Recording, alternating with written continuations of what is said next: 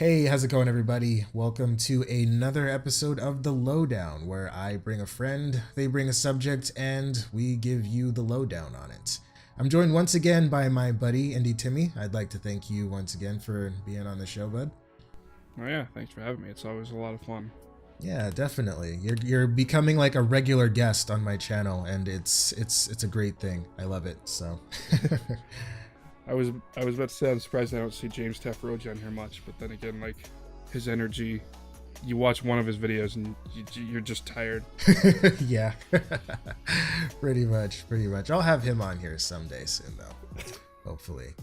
But yeah, so today we are talking about Metroidvania games. Now, this is always a good subject to talk about because it's a really interesting genre because it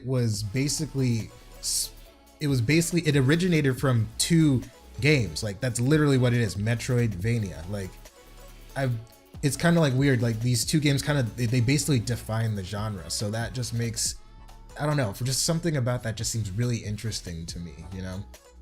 Oh yeah, well in Metroidvania, like I'm a huge sucker for them. So they're good games. They can always be so much fun. Yeah. And it's a can really always be good huge. formula for a game if you want it to be at least, you know, enjoyable gameplay wise, you know?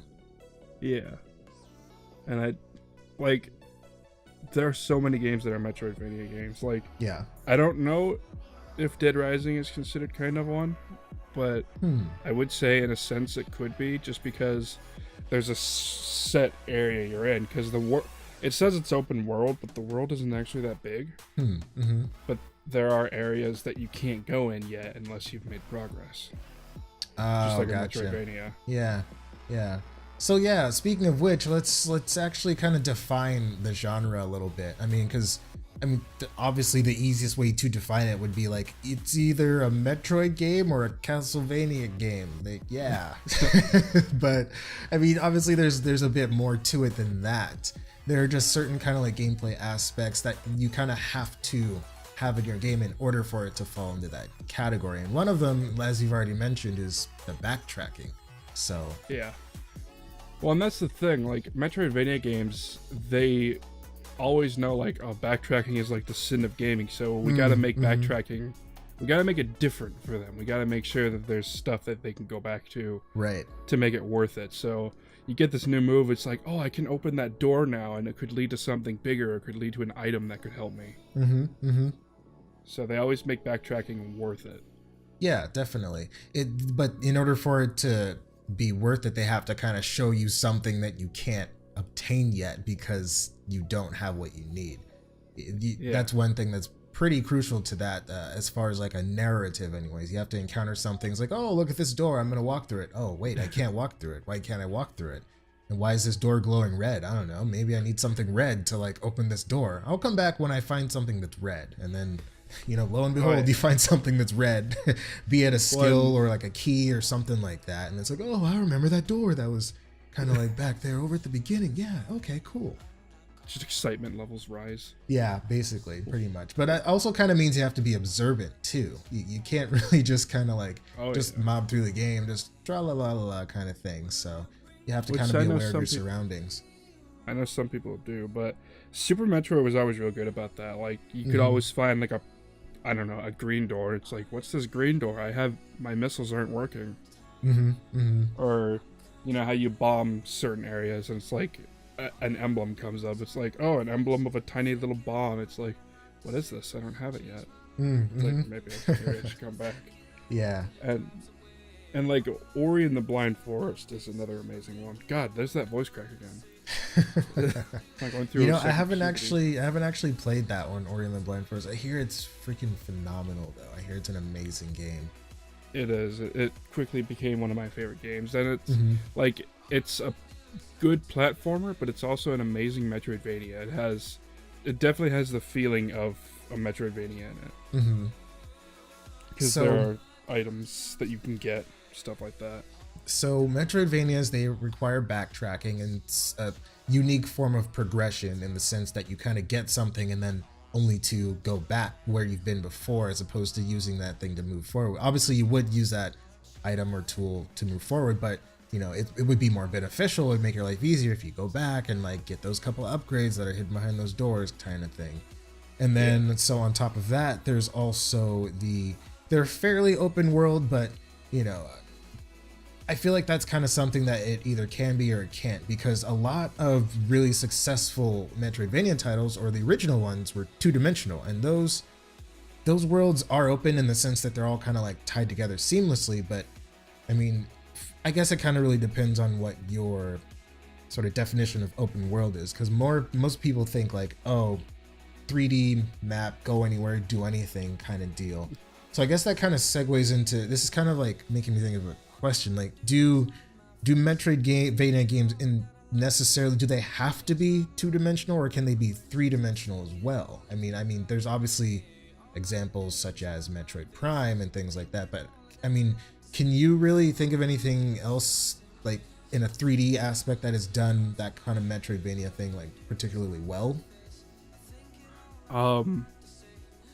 I feel like the Mario games can be considered Metroidvanias. Really? In the sense, just because they're the exact same, except it's not collecting a power-up, it's collecting stars. Right. And I don't know if that's a good example, but I don't know. I've always seen them as another Metroidvania, just because they are open world, but it's on a linear type area. Like you can go over there, but then you gotta come back. Right. You can't hit these blocks until you hit the switch over in that palace over there, kind of thing. But honestly, Metroidvanias I feel like are done best in a 2D or 2.5D game. But Metroid Prime, like you mentioned, it did amazingly, but that's just because it's Metroid. Right. Because I feel like almost the 3D aspect and like the multiple paths of exploration could kind of get confusing to some people after a while, especially just with all the axes you have to worry about. You have like, you know, it's a whole third dimension of movement you have to worry about. So, you know, I mean, just traditionally speaking, yeah, I'd probably have to agree with you. Like, it's best done in that kind of 2D sort of environment, because you can kind of control how the map is shaped, but while leaving it open and leaving a lot of areas to be optional still as far as being explored. Yeah. Actually, another really good example I just thought of is Resident Evil. Okay. That's an amazing example of, like, I know most people don't consider it a Metroidvania, but just look at it. You're doing so much backtracking when you get a new item. Right. And it is set in, like, the first one, set in a giant mansion that is linear, but you can go wherever you want. So I feel like that's a good example of a 3D Metroidvania that isn't considered Metroidvania. Yeah, okay. Yeah. Oh, what about I think you've played some of this, what's it, Recore? That's kind of, it has some aspects of Metroidvania to it, right? It really did, and I need to play more of that because that was such a fun game. Like the premise of it, the setting of it looked really cool. I like kind of like the whole kind of barren, like wasteland type of deal. So. Oh yeah, I like wasteland type games, like Borderlands and Fallout. Yeah. Borderlands especially. Fun game, really fun game. It is. I still remember when it first came out. I know we're kind of going off topic for just a minute, but all good. When it first came out, it was such a different game. It really was. Like, to me, because like before that, I was really into games like, well, because it was back in the day, it was one of the few games like my crappy little family PC could run was Diablo 2. I was like, just really into just hacking and slashing and the looting and stuff. I was like, whoa, this is like Diablo, but like there's guns instead of like swords and like things, and like it kind of like worked the same way. You like run into a dungeon, like kill everything in it, get all the loot, come back, run into a different one. And back then, like, that was when games were afraid to kind of break the norm of like Call of Duty and stuff like that. So right, yeah. I feel like that really broke away from, like, it still had like Call of Duty gameplay. Like, everything is down to Call of Duty to a T, to knifing, to shooting, but everything else was just so anti-Call of Duty. Yeah. Like, I loved it. And, I mean, we have Dark Souls. Like, that's another example of a Metroidvania, Dark Souls. Right, yeah. That's a good 3D one. Yeah. It is. Well, because the world's connecting, but it's still pretty linear. Yeah. Like, you still have a very linear path to go on, but it all connects into a big open world. I like all the shortcuts that you can unlock by just like exploring the world around you. That's one of my favorite aspects of that game. It's like, oh, I can get to this area quicker now because I hit this switch, which made this bridge come down. Yeah, cool. Yeah, and if you don't unlock it, it makes your life so much harder. Yeah. It makes your life so much easier if you unlock it. Mm-hmm. Mm-hmm. I know every time my brother unlocks a checkpoint, he's like, oh, yes. That feeling of relief is like, I'm safe for now, but everything behind me that I've killed is respawned. So is it really progress? Is it? That's the thing about the game. You never feel like you make that much progress because, like, I've killed all these enemies. You go into bonfire, it's like, all right, you gotta do it again. Yeah, pretty much. The game just destroys your soul. Yeah, it really does. It's a grind, but it's a grind that I love. Oh yeah, that's another game that really. That's not the kind of game you'd expect to make it so big. Right. But for some reason it just did out of nowhere. Yeah. It's kind of interesting how fast paced they've become. Like Dark Souls 3 compared to Dark Souls 1. Like, it's just like, why did this guy move so fast? It's crazy. I'm used to like, because one of my favorite is still like the original Dark Souls to this day. Just, I don't know. There's something I like about having to like, just know like the speed of your like animations, knowing like your like iframes when you're like rolling and stuff like that. It's just a little more like thought required into it rather than like, oh, hack 'em, slash 'em, roll 'em, hack, slash, roll, that kind of thing. So I feel like that came from Bloodborne. Yeah, they kind of try to like merge that into Probably because Bloodborne is an exclusive. It's exclusive to the Sony PlayStation.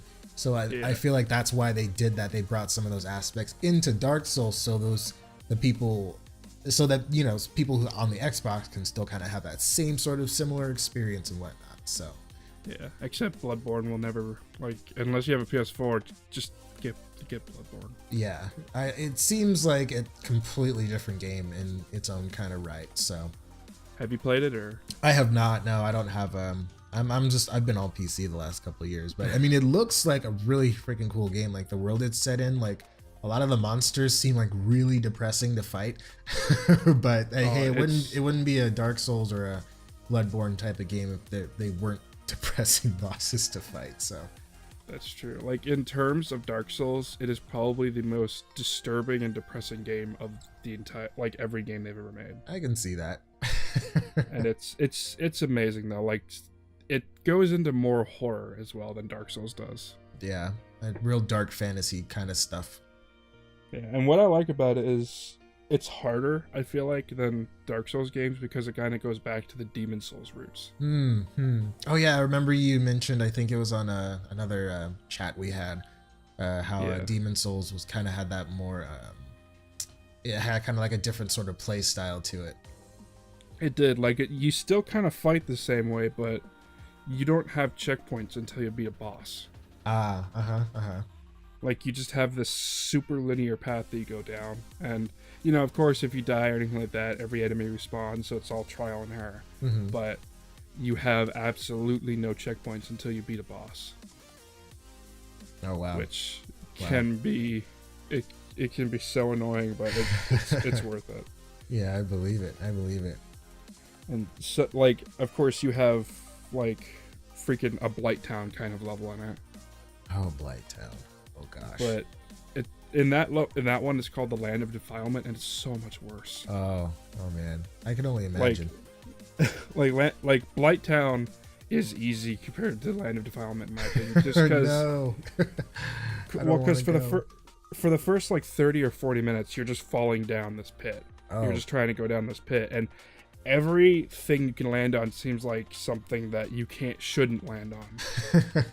But you can, and then there's these monsters that just 2 hits and you're dead basically. Unless they have a flaming spear, then you just run. And everything can poison you. Everything. Oh gosh. Poison. That's like one of those classic status ailments that's just the worst. Yeah. And then there's always something like that in Blight Town or something. Like the level sucks, but I love it. Yeah. Like I said, it's a grind that you love to grind through. Yeah. Oh wait, back to Metroidvanias. Yes, back to Metroidvania. So Dark Souls does have that sort of like those some of those elements to a degree. But have you there was actually this one of my buddies did a let's play of it. Actually a few did. You might have actually played this too. Axiom Verge. That seemed like a pretty it seemed like it kind of like captured a lot of those elements pretty well. I think I have that on my Steam. Mm-hmm. No, I don't. Or yeah, it's Axiom, right? Axiom Verge, yeah. AXIOM. Okay. I think. Yeah, I do have it. I've been meaning to play it. I want to because it looked amazing. I've seen some let's plays of it from some of my friends, and it is like just down to the graphics and just to the brutal difficulty of it. Yeah. It seems like the perfect kind of game because it seems like the next kind of like natural progression in that kind of genre type of thing. So there's actually this one game, I don't know if you've heard of it, Sundered. I haven't heard of that actually, no. It's another Metroidvania game that's so amazing, but they're doing two things on it that are so weird. One of them is, you've played Left 4 Dead, right? Yeah. So you know how like Left 4 Dead has this random enemy spawn where they can just come out of anywhere? Yep. That's what Sundered has. Oh, wow. Like a horde of enemies can just suddenly come out of nowhere. Jeez, just like that, huh?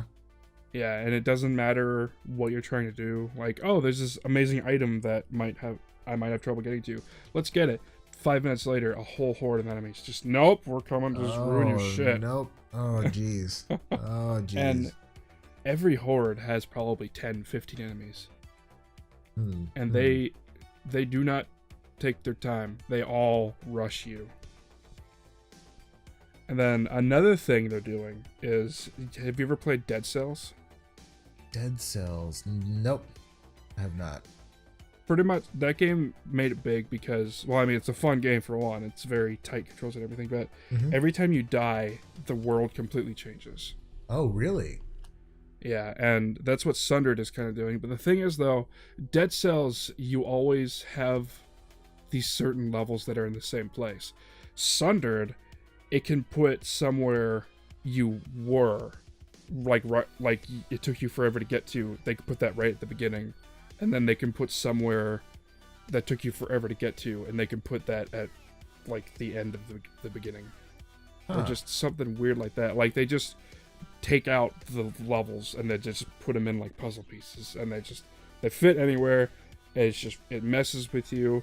Whatever progress you made, you have to go back, but it could be so far away. Oh, man. And the map never stays updated, so if you've mapped out wherever you were, too bad. You have to do it again. So it's a difficult game, but it's so much fun.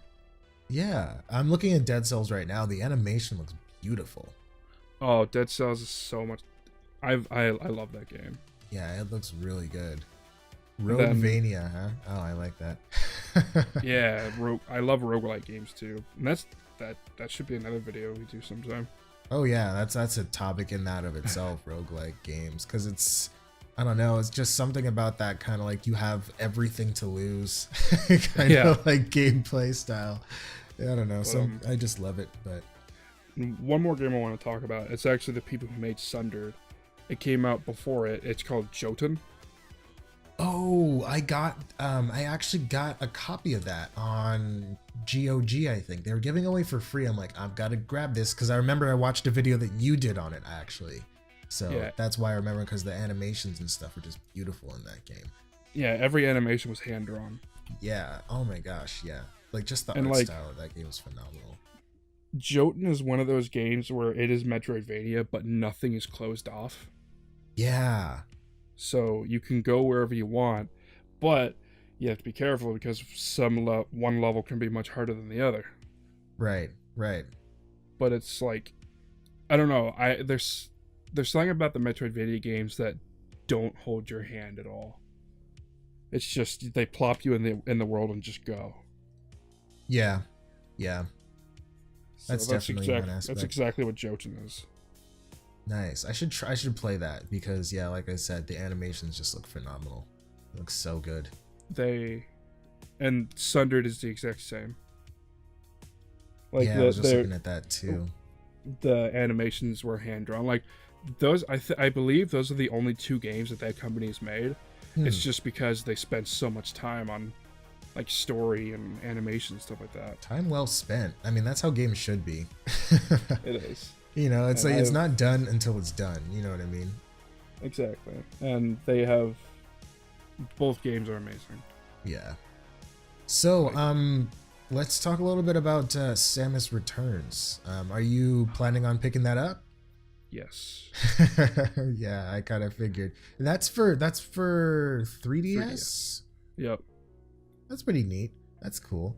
I'm kind of like curious to see if it'll make its way to the Switch too. Do we know anything about that? I'm not sure right now. Like, or maybe like a Switch version of it, maybe at some point. That would be cool, but considering the 3DS is still like selling amazingly, I don't see it happening. Okay, yeah, that makes sense. Maybe like we'll be well. There is what is it? A Metroid Prime 4. There's that was announced too at E3.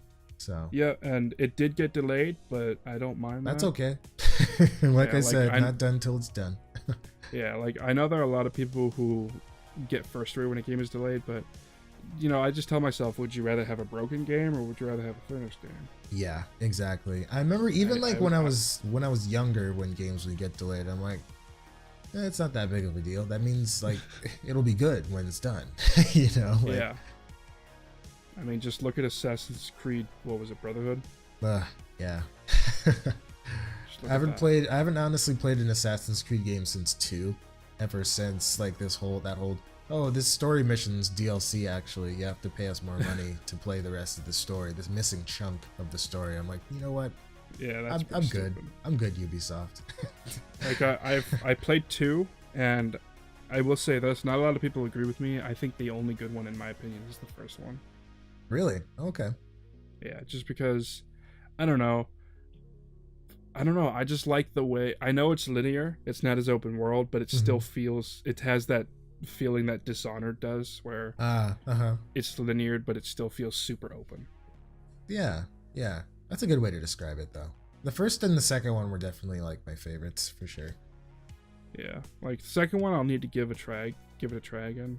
But I don't know. I'd like all they had a little more customization in the second one. You can like change the color of like your robes and stuff like that, and you know you had all the different weapons and skills and whatnot. I mean, that in itself was a pretty cool game. Like, because I feel like everything after that was just kind of like just regurgitating the same kind of formula. Oh, run around the city, climb this tower, reveal more objectives, and just more overwhelming icons on your map that you'll never get to. But Assassin's Creed Origins looks interesting. That one I may give a try.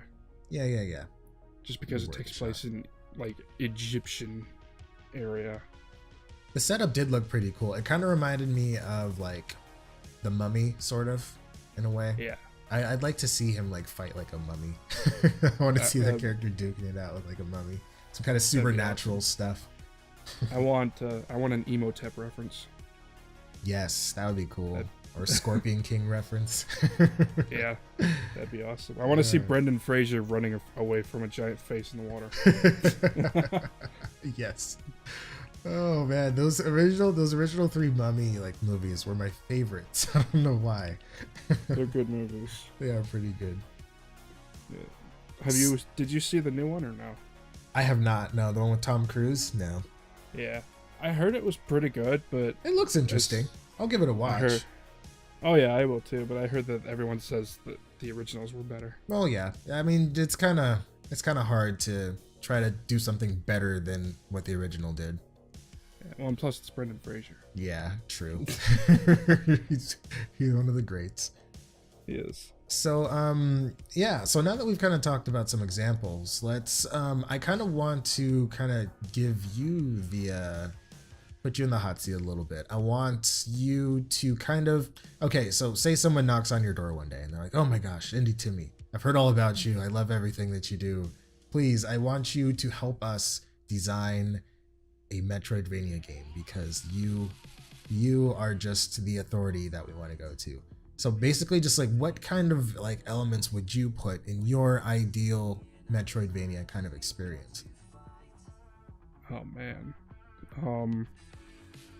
that's actually a hard question, just because there are so many right ways to go about it. Mm-hmm. But well, there's this one game that I played. I can't freaking remember what it's called. Marrow, I think it's called. Have you heard of it? I think I have heard of that. Yeah. Yeah, it is a Metroidvania game, but it's a horror style Metroidvania game. Oh, interesting. And it's on Steam. I got a free Steam code just because I tested it out a while ago. Nice.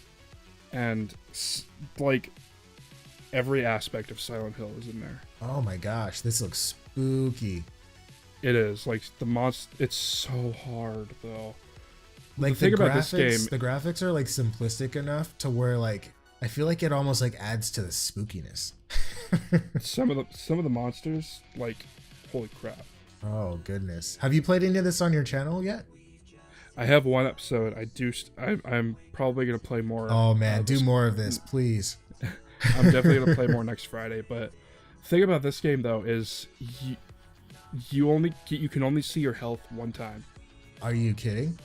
And then when you stop at a save, you can see it again. Oh my gosh. Yeah, I So, noticed like, there's no HUD. Oh my goodness. Yeah, so like when you get to a save, you got to use your time wisely of when you can see your health. So like, how much health do I have? See it. It's like, okay, memorize that. It's gone. Never seeing it again. Goodness. And of course, it has that essence of Silent Hill where like you're hearing something off screen. It's like, I don't want to go over there. That spookiness factor. Oh my gosh. Like Yeah. the good horror games like really spook you out before like they actually scare you. They have to like kind of set up that sort of atmosphere. That's definitely crucial. Yeah, so I would definitely have the atmosphere of Marrow, but I feel like I would have the gameplay style of Super Metroid.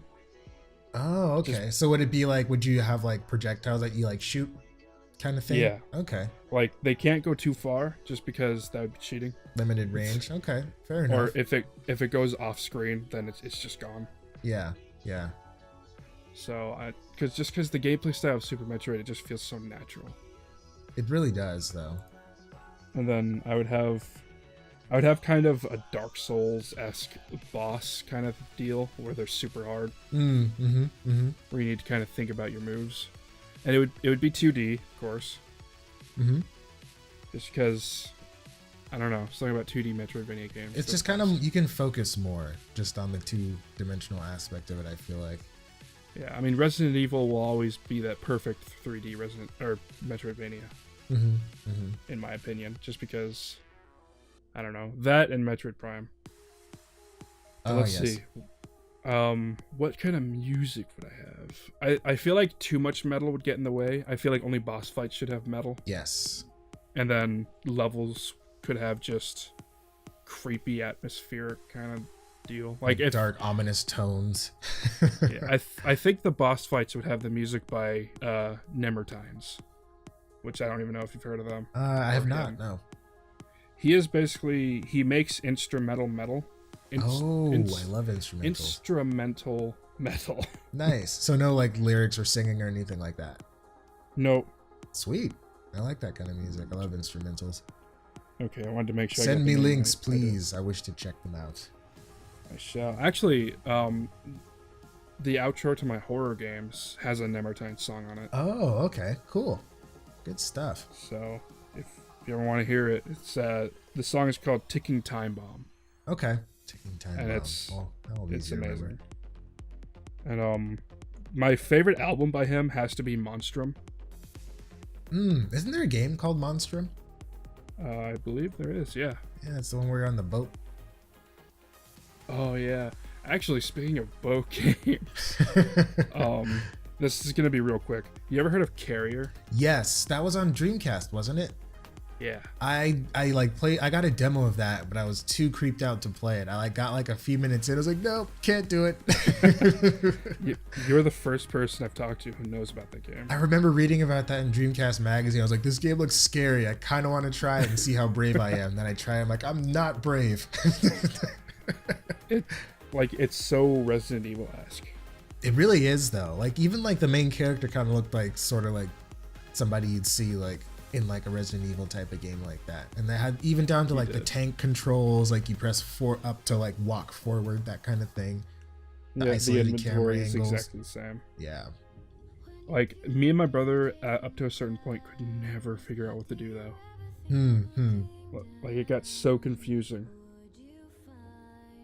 So, yeah. But, yeah, so every boss fight for my Metroidvania... Sorry, suddenly changing the subject. All good. Boss fights for my Metroidvania would have Nemertine's music. And then the atmospheric levels would just have creepy atmospheric levels, except... atmospheric music, except for save rooms that would have kind of a Resident Evil-esque song. Just because I always loved that. I always loved finding a save room and having that peaceful music come on. It's like, you are safe here. Yeah, and then it's just kind of like that stark contrast between the creepy and then like, hey, you're safe. It's like, now it's creepy. Oh, now it's safe. Now you're not safe. Well, just because, you know, you have that feeling of when you find a safe room in like Resident Evil or something. It's like, I can't die in here. Yeah. I can save. This is where I'll respawn. I'm probably gonna die when I leave, but it's a safe room. There should be a boss that like makes you like see like visions and stuff, and like it looks like a save room, but it's really like the inside of a monster's stomach or something, and you just like walked right into it. that would be the ultimate betrayal. It really would. You would never trust a save room. You would never trust a save room again. Oh man. Wow. That's kind of it. That's like my perfect Metroidvania game. Yeah, it sounds like it would kind of be like a survival horror type of Metroidvania game from the sound of it. Pretty much. So, well, and of course, you'd have different weapons you could collect and abilities. Some abilities I would make it so that you are completely optional, just like Super Metroid. Oh, nice. Nice. Like there were some beams in Super Metroid that you didn't even need. Oh I always got them though. Yeah, there's just something about collecting everything in games like that. Like the wave beam, that was completely optional, but we always got it anyway. And I don't even know. I think the Spazer was optional as well. Which, for those who don't know, the Spazer was like 3 beams in one. Oh yeah, that one. Yeah. That's a good one. And, you know, there's just all kinds of things in that game that's just completely optional. Yeah. But that would be my item setup as well. So that would be pretty much my perfect Metroidvania game right Sounds there. like it'd be a cool game to me. Shoot, I'd play it. Maybe, if it wasn't too scary anyways. I would probably want to have moments where it would be really creepy. Like you'll see, like when you see Marrow, you'll understand my perfect Metroidvania. Well, my perfect atmosphere of a Metroidvania. Yeah. Have you ever? There's this one game I think Markiplier played. It's called Lone Survivor, I think. Oh yeah, I need to play that sometime. That game looks really good. People have told me it's basically just 2D Silent Hill. Pretty much, yeah. And just like the way you hide from enemies, like the kind of stealth mechanic, just the enemies, like the monsters and stuff, they just creep you out. Oh my gosh. I have seen some of the monsters, and they do remind me of some Silent Hill monsters. Like the most common enemy reminds me of the nurse from Silent Hill.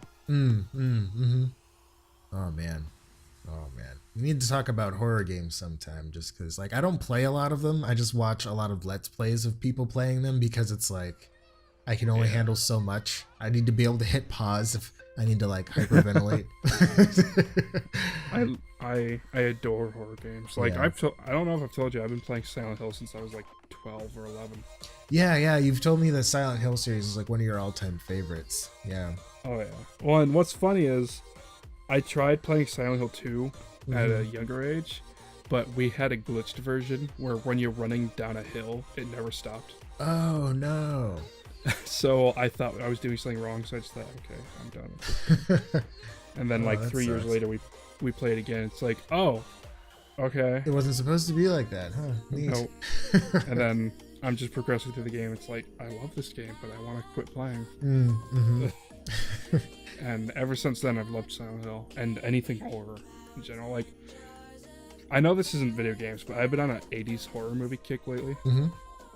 And there's just something about practical effects in horror movies to CGI that is better. Yeah, I'd have to agree with you. Like, practical effects, there's just slightly more realistic about it. Like, I just bought this one movie called Slither. I don't know if you ever heard of it. Mm-mm. It's kind of a horror comedy, but it's the gore factor of it is just like it's one of those horror movies. It's one of those comedy horror movies that just it's so weird that you can't comprehend why some things happen. Mm-hmm. Like there's this one scene where apparently this girl got infected by something and she just can't stop eating. Oh, goodness. And then probably 30 minutes later into the movie, she's just this huge blimp of a woman. And then after what they tried to make emotional, but it ends up being more funny. After 10 minutes of that, she just explodes. And it's funny, but it's gross. Yeah, I can imagine. But I don't know, practical effects, I love them. Nice. Well, now that we've given everybody a preview of the next subject we'll be talking about. Well, actually, I feel like next two subjects, roguelike and horror. Yeah. Honestly, horror would be the first one too, though. Oh yeah, we can do it in whatever order. Doesn't matter to me. So, but yeah, so just kind of as we wrap things up here, do you have any upcoming projects that involve Metroidvania games? I'm definitely playing more Sundered.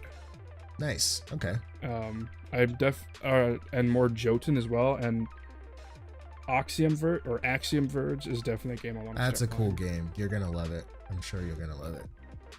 Like I need to just move certain games off of Friday because that's when I play indie games. Mm-hmm. But I feel like I just need to have a playthrough in between my main playthroughs. You should pick up that Marrow game a bit more. I want to see more of that, just because like the kind of creep factor. It's almost like, I don't know, it's hard to describe. It just looks like a lot of it reminds me of some of those like kind of indie RPG type of games that Markiplier used to play on his channel like long time ago. Oh yeah. And like some of those games were like the creepiest just because of the artwork. I'm like, oh man, who comes up with this stuff? Goodness. I will definitely play. I'll probably upload an episode on Monday. Oh, sweet. Like some of the monsters in Marrow, just like I'm looking through the pictures again. Like this is probably my fifth time. Like the guy did an amazing job. Like one guy made it. Oh, nice. I love games like that. I feel like that's becoming more of a thing that you hear about. It's like, oh, this game was made by one dude. I'm like, yeah, right. And then there it is, just the one guy. And I'm like, oh shoot, they weren't kidding. Yeah, and it's like they always do an amazing job, but I don't know, this one sticks out to me above all games, all Metroidvania games, except for Super Metroid.